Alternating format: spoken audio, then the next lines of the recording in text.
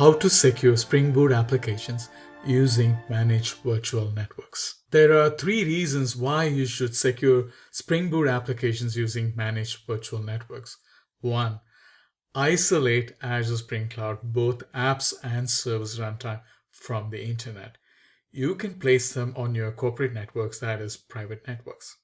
2. Enable applications on Azure Spring Cloud to interact with systems in on-premises data centers or Azure services in other virtual networks.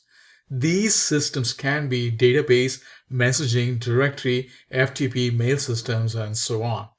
3. Control ingress and egress for apps and service runtime. This way you are in full control. You can start with Azure Spring Cloud Reference Architecture, a repeatable tested deployment pattern for securing Spring Boot applications in managed virtual networks. This is the popular distributed pet clinic workload. There are about 5 apps. It's deployed in Azure Spring Cloud. The pet clinic project is up and running. You can see all the 5 apps up and running right here. The pet clinic Azure Spring Cloud project environment is placed in a managed virtual network. That is a private network. Pet clinic workload uses Azure database for MySQL service. This service instance has 0 public network access, denies all access from the public network. We configured a private endpoint that the pet clinic project can use, and we place the private endpoint in the same virtual network where the pet clinic project is. Back to the pet clinic project instance. The main entry point is the API Gateway app. Let's try and open it. The API Gateway app has a private endpoint, a private FQDN. Let's try and access it. Oh, that's not reachable because my development machine is outside the corporate network or private network, and the machine is trying to reach from the internet. I have a Windows virtual machine jump host connected to the corporate network.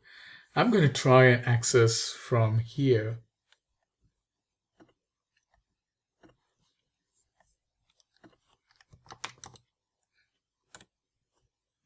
Okay, it's visible to me. I'm going to add a new pet clinic customer, a pet owner. Let's add Mark.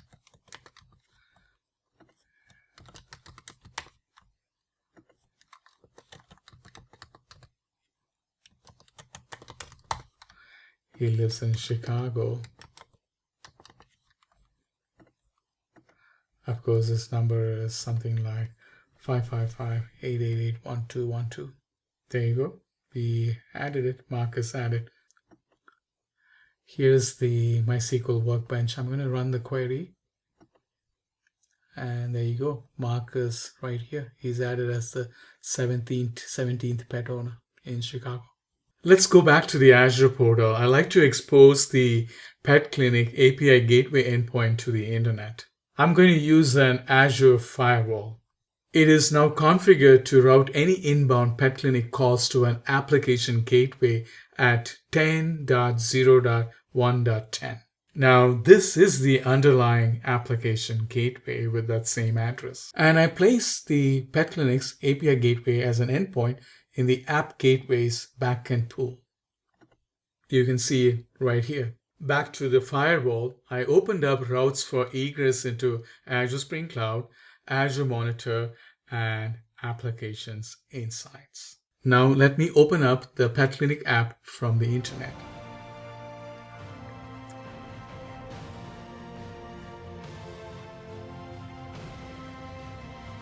That worked. You can see Mark Heckler added as a new pet owner here. Here are the firewall logs. Let me rerun that. Now this explains what is allowed and what is denied right here. Let me scroll through here. I can scroll through and find what are all the routes that were denied. I can also sort here.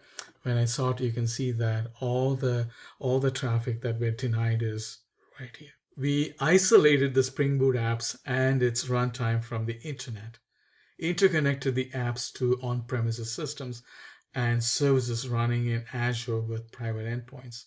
And I'm in full control of egress from the Azure Spring Cloud. They are all secure now. Everyone can build cloud-native solutions today and advance them to production. You can get started today. Quick Start is a good start. You can also use a self-paced workshop. You can deploy the same demo code that we showed you today. Let us know how you are building impactful solutions. Thank you for watching.